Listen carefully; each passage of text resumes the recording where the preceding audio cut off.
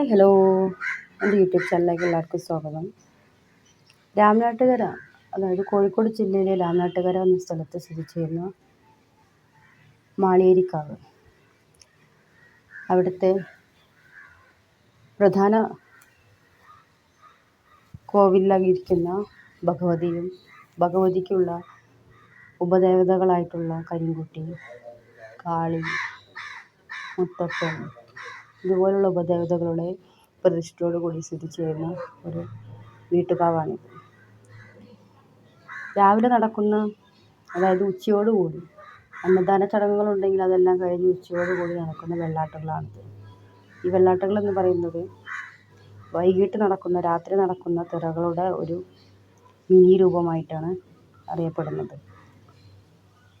അരിയും പൂവും എറിഞ്ഞ് മൂർത്തിയെ ആരാധിച്ചുകൊണ്ട് തുടങ്ങുന്നതാണിത്. അവസാനിക്കുമ്പോഴും ഈ അരിയും പൂവും ഇതുപോലെ തന്നെ ഇടുകയും ചെയ്യുന്നു. വെള്ളാട്ടം എന്ന രൂപത്തിൽ അവതരിപ്പിക്കുന്ന ഈ കലാരൂപം തിറകളിയുടെ ഒരു ചെറിയ രൂപമായിട്ടാണ് നടക്കുന്നത്. മാളിയേരിക്കാവിൽ ഇത്തവണയും ഉത്സവം കൊടിയേറുകയും അവതരിപ്പിക്കുകയും ചെയ്തിട്ടുണ്ട്. പിന്നെ എല്ലാ ഉത്സവങ്ങൾക്കും മുഖ്യ ആകർഷണമാണല്ലോ കച്ചവടക്കാർ. അത് ഓരോ തരത്തിലും ഓരോ കച്ചവടക്കാർ. പിന്നെ അവിടുത്തെ അലങ്കാരം, പിന്നെ വീട്ടുകാവ് ഉത്സവം കൂടിയാകുമ്പോൾ ആ നാട്ടിലെ ആളുകൾക്ക് കൊണ്ട് പ്രത്യേക ഉത്സാഹമുണ്ടാകും. അസുരവാദ്യമായ ചെണ്ടയുടെ അകമ്പടിയോടെ താലപ്പൊലി എഴുന്നള്ളത്തും കുംഭകലശം എഴുന്നള്ളിപ്പും നടത്തുന്നതാണ്. 3 തവണ വലം വെച്ച് താലപ്പൊലി അവസാനിക്കുന്നതോടുകൂടിയാണ് മൂർത്തികളുടെ ഉഗ്രരൂപമായ തിറയാട്ടം ആരംഭിക്കുന്നത്. അത്തരത്തിൽ ആരംഭിക്കുന്നതിന് വേണ്ടിയിട്ടുള്ള ഈ താലപ്പൊലി തന്നെ 7 ദിവസത്തെ വ്രതാനുഷ്ഠാനത്തോടു കൂടിയാണ് എടുക്കുന്നത്. അതിൻ്റെ അവസാനത്തെ ദിവസമാണ് ഉത്സവത്തിൽ താലപ്പൊലിക്ക് താലമേന്തുന്നത്. അത് താലം നമുക്ക് എങ്ങനെ വേണമെങ്കിലും താലമെടുക്കാം. എണ്ണയിൽ അരിത്താലപ്പൊലിയും മഞ്ഞത്താലപ്പൊലിയും ഉണ്ട്. അതായത് താലപ്പൊലി എടുക്കുന്ന സമയത്ത് എണ്ണ മാത്രം ഒഴിച്ചുകൊണ്ട് വാഴപ്പോളയിൽ എടുക്കുന്ന താലമുണ്ട്. അതുപോലെ പഴം ചന്ദനത്തിൽ വെച്ചെടുക്കുന്ന താലമുണ്ട്. പിന്നെ നീലാഞ്ജനമുണ്ട്. അങ്ങനെ അത് ഏത് താലമാണോ നമ്മൾ എടുക്കാൻ ആഗ്രഹിക്കുന്നത് ആ താലം നമുക്ക് എടുക്കാം.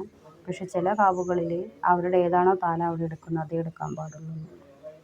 അത്തരത്തിൽ ഈ തവണ ഇവിടെ എടുത്തിരിക്കുന്നത് എണ്ണയിലുള്ള തിരി കത്തിച്ചുള്ള വാഴപ്പോളയിലുള്ള താലമായിരുന്നു.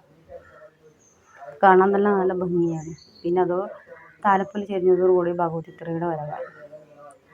ഭഗവതിയാണ് ഇവിടുത്തെ മുഖ്യ ആരാധനാമൂർത്തി.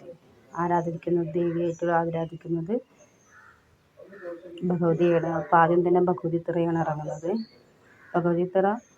ഭഗവതിയുടെ സ്ഥാനത്ത് പോയിട്ട് അരിയും പൂവും എറിഞ്ഞ് തൊഴുത് വാളും കയ്യിൽ വേണ്ടി ആണ് വരുന്നത്. ഈ താലപ്പൊലി ചെരിയുന്നതോടൊപ്പം തന്നെ 3ാമത്തെ റൗണ്ടിലേക്കാണ് ഭഗവതി കയറി വരുന്നത്.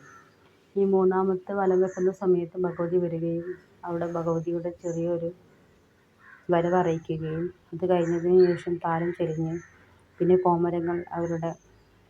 കോമരങ്ങളുണ്ട്. ദേശക്കൊമരം ഉണ്ടാകും, നാട്ടുകൊമരം ഉണ്ടാകും, പിന്നെ വീട്ടുകൊമരങ്ങൾ. ഇവരെല്ലാം അവരുടേതായ കാര്യങ്ങൾ ദേവിയെ ആവാഹിച്ച് വന്ന് ദേവി എന്താണോ പറയുന്നത് ആ രീതിയിലുള്ള കാര്യങ്ങൾ പറഞ്ഞു കൊടുക്കുകയും ചെയ്യും. അതിന് ശേഷമാണ് ഭഗവതിത്തിറ ആരംഭിക്കുന്നത്. അതിന് അസുരവാദ്യമായ ചെണ്ടയുടെ അകമ്പടിയോടുകൂടി ഭഗവതിക്ക് എപ്പോഴും ഏത് ദേശത്ത് എവിടെയാണെങ്കിലും ചുവപ്പാണ് പ്രാധാന്യം. അതിൻ്റെ വരയിലും ചുവപ്പിനാണ് പ്രാധാന്യം. ചുവപ്പും വെള്ളയ്ക്കും കറുപ്പിനും പ്രാധാന്യമുണ്ട്. പിന്നെ അത് ഉപയോഗിക്കുന്ന ഇതൊക്കെ തറക്കളിക്കാരുടെയും ഓരോ തിറയാട്ട സംഘത്തിൻ്റെ വ്യത്യാസങ്ങൾ അനുസരിച്ചിട്ട് വരയിൽ ചെറിയ വ്യത്യാസങ്ങൾ ഉണ്ടാകുന്നല്ലാതെ ചവിട്ടുകളും കാര്യങ്ങളെല്ലാം ഏകദേശം ഒരേപോലെ തന്നെയാണ്. ദാരികരെ വധിക്കുന്നതിനാണ് ഇതിൻ്റെ കഥാഇതിവൃത്തം എന്ന് പറയുന്നത്. ഭദ്രകാളി വരികയും ഭദ്രകാളിയുടെ അവതരണങ്ങളും രീതികളും കഴിഞ്ഞ് ഈ തിറയാട്ടം അവസാനിക്കുന്ന സമയത്ത് അവിടെ ദാരികനെ വധിക്കുന്നു എന്നാണ് സങ്കല്പം. ആ സങ്കല്പത്തെ പ്രതിനിധീകരിച്ചുകൊണ്ടുള്ള കഥയാണ് ഇവിടെ നടക്കുന്നത്. അതന്നെയാണ് ഒട്ടുമിക്ക എല്ലാ കാവുകളിലും ഭഗവതിയെ കെട്ടുന്ന ആളുകൾ ചെയ്യുന്നത്. ചില സ്ഥലങ്ങളിൽ ഇതെല്ലാം ആചാരാനുഷ്ഠാനത്തിൻ്റെ ഭാഗമാണെങ്കിൽ കൂടി നോയമ്പും കാര്യങ്ങളെല്ലാം എടുത്ത് ചെയ്യുന്നവരുണ്ട്. പിന്നെ ഇതിൽ ഏറ്റവും നല്ലൊരു ഹൈലൈറ്റ് എന്നുള്ളത് ചൂട്ടുകളിക്കാർ. തെയ്യത്തിനൊപ്പം ചൂട്ടിറങ്ങുന്നുണ്ടെന്നുള്ള എനിക്കറിയില്ല, ഞാൻ കണ്ടിട്ടില്ല. പക്ഷെ ഞങ്ങളുടെ തിറയാട്ടങ്ങൾക്കൊപ്പം മിക്ക സമയങ്ങളിൽ ചൂട്ടുണ്ടാകും. ചൂട്ടിൻ്റെ വെളിച്ചത്തിലാണ് ഭഗവതിയാണെങ്കിലും ഏത് തിറയും വരുന്നത്.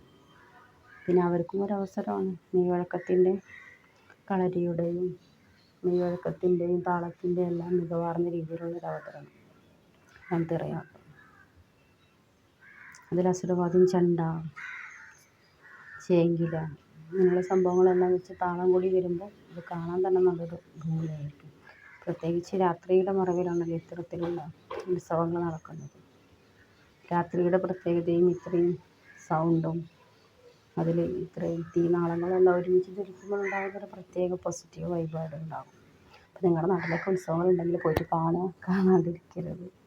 കാരണം ചില കാവുകളിലെല്ലാം ഉത്സവങ്ങൾ നടക്കുന്നതെന്ന് പറയുമ്പോൾ അത്ര ഇതാണ്. പിന്നെ ഇവിടെ ഒഴിച്ചുകൂടാനാവാത്തൊരു സംഭവമാണ് കളിക്കാർ, പുള്ളി ചീട്ടുകളി എന്നുള്ള സംഭവം. പിന്നെ എൻ്റെ ചാനൽ സബ്സ്ക്രൈബ് ചെയ്യുക, ലൈക്ക് ചെയ്യുക, ഷെയർ ചെയ്യുക. Bye bye, see U.